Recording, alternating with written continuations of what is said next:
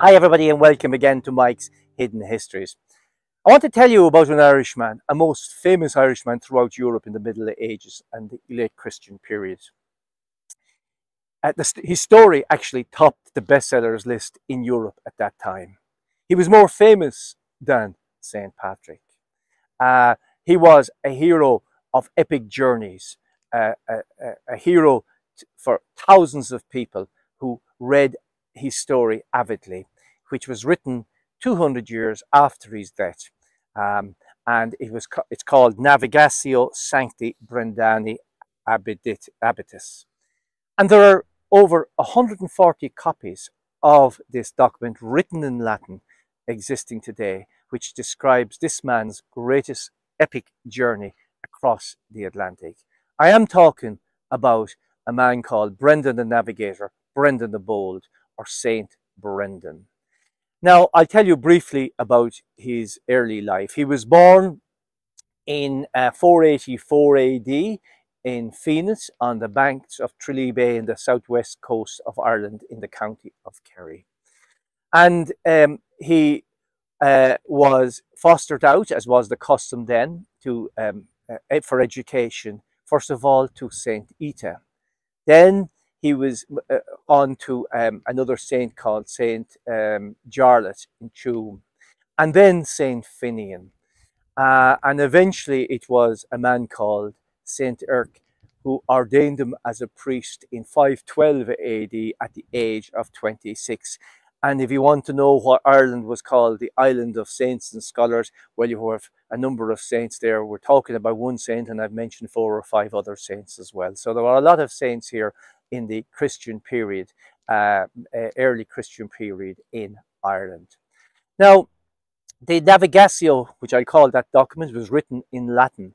There were obviously thousands of copies of that read throughout Europe, and there were manuscripts written by hand, obviously, because it was before the printing press.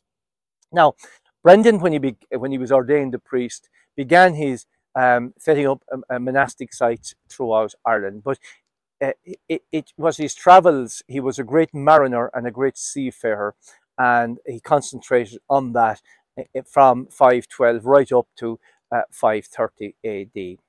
And he went up to the Aran Islands to see St. Enda, across to Scotland, to the Hebrides, and he's supposed to also have visited and lived in Britain and Wales, visited Wales and Brittany.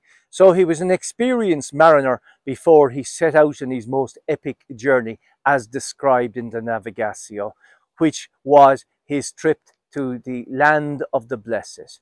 And he heard about this land from an old man who had visited there and described it. It was almost described as the Garden of Eden. And Brendan was determined to find out where that was. So he gathered together 14 monks and he built his boat. It was made of wattle, covered in cowhides, and then that was constantly sealed with either butter or animal fat to keep it from cracking and leaking, and as a kind of preservative on that. So this is Brandon Creek here, okay, where he sailed on his epic journey, a 7-year journey with his monks. For 40 days beforehand, this is Mount Brandon here. He fasted for 40 days on the top of Mount Brandon and prayed for success on his epic journey, leaving here in around 530 AD.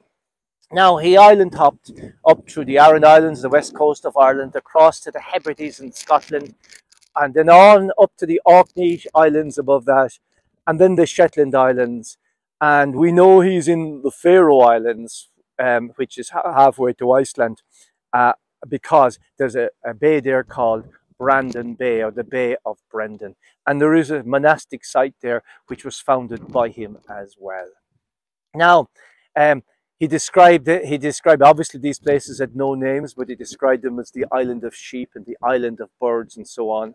And he described that. He describes then coming to an island where blacksmiths or joint smiths or joints of some kind were throwing out um, burning lava, burning, it wasn't lava, but burning rocks and rivers of liquid gold flowing as well. And that is very obviously, very certainly Iceland, because it was he saw a volcano. He moves on to that and he describes the island of Fog, and he talks about or the sanctity in the document um, Navigatio. It talks about huge lumps of crystal in the water, which were obviously icebergs. Now, Navigatio talks about him landing in the Isle of the Blessed, which was island for also like a Garden of Eden. So we can never know for certain if he got there.